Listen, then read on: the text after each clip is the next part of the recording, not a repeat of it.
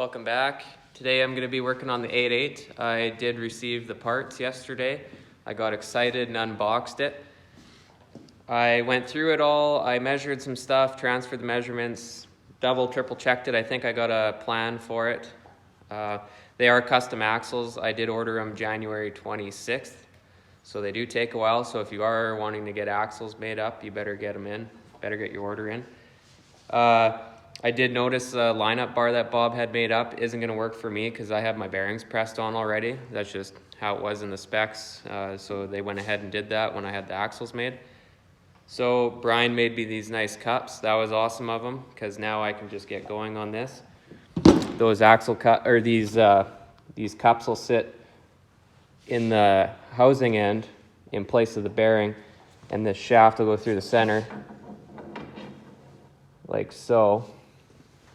And then these two cups will sit in the carrier, so you could have it all straight and in line, because we know that 8.8 housing is probably not straight, and we don't want to square it up to the housing because we're more worried about the bearings being in there straight. So we'll get to that point soon.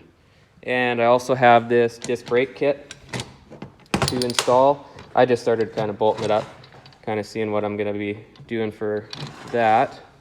So that's that. This is a 9-inch big housing end. This is the part number for the 9-inch brake conversion kit if you're interested. We'll see how it goes. Rotors.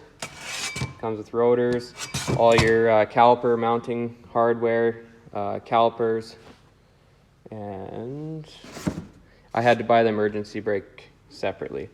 But these, I got 1/2-inch studs on my axles, and these are not quite there. They're like a 7/16 or something, so it's for a car. I went with a 1/2-inch stud, so I'm gonna go ahead and drill these out. And I can talk about the setup a little better now that it's on the table.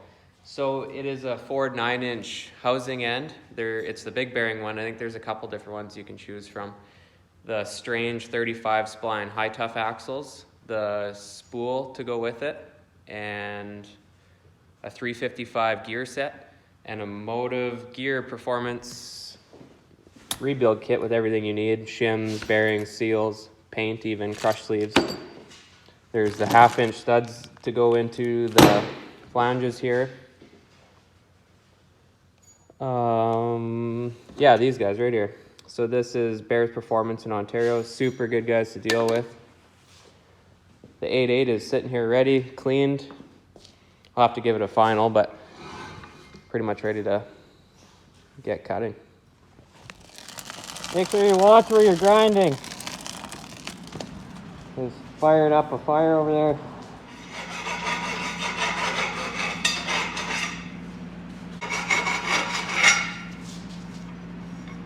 And got the cups in there. And eyeballing this rear end, it kind of looks like it's got a bend like that, so I was a little nervous, but the lineup bar comes pretty straight out on the ends, which is surprising. It's a little bit kicked off there, but not too much. And then these are the little cups Brian machined me last night, so I can align the end. And we'll slide that on like that. And you know, we might have a bit of high-low, but we're gonna weld it like that so the bearings are nice and straight.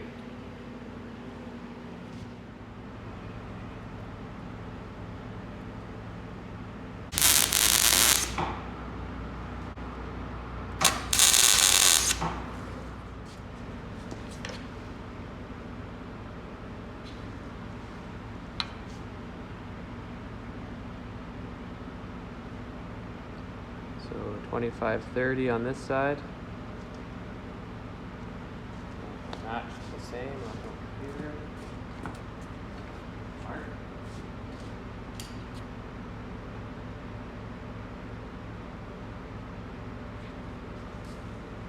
So I just tacked the ends on for now. I clocked the axle housing ends where I think that the back brakes will be at the back, like the caliper will be at the back and level when there's a 6.5 to 7 degree pinion angle, or 6 to 7 degree. That's what I'm shooting for anyway. I'm thinking that's what I'll be using. So I'm just gonna bolt the brakes on for now. Get the rotors on. I did throw the spool in and the axles, and everything lines up. It's on. I had to use the shims provided in the kit, and it looks like everything's gonna work. Matched up both sides there. Once I have a little bit of a pinion offset, my back rotor, or caliper, sorry, is level at the back. It kind of looks goofy when you don't have anything on there, so I wanted to double check and make sure I wasn't doing it wrong.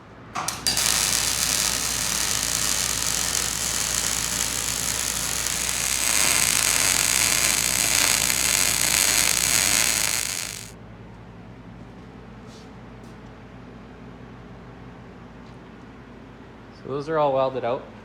This isn't going to be the last time it's going to be welded on. There'll be obviously shock brackets, and I want to do some supports out to the pinion to support the pinion. Keep the axle tubes from curling in more than they already have. So I don't know if it's the correct way to do it, but I'm pretty confident it'll work anyway. I did jump around on it quite a bit. I left the lineup bar in there the whole time, so I don't think I warped anything.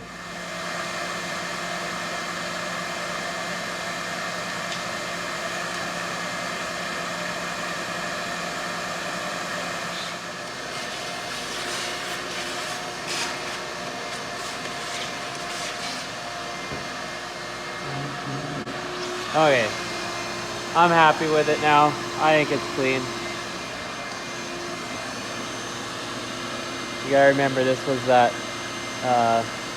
farm find. And earlier I gave it a quick clean. I had this full of brake clean, and when I went to cut my axle ends, had my earplugs in, or the earbuds, and this started on fire, and I was grinding away, and all of a sudden things were getting hot, and I ran it outside and let it burn. It's all the old shit. That's it for today. I got mail, Black Sheep Industries wastegate, so I'm gonna go pick that up. We will come back to this another day. That took longer than I thought it would. It is nice and clean, straight, and ready to set up. I'm just gonna slam it in there, check backlash, check pinion depth. Hopefully it's all good. Hopefully I got enough shims. We'll figure that out another day though.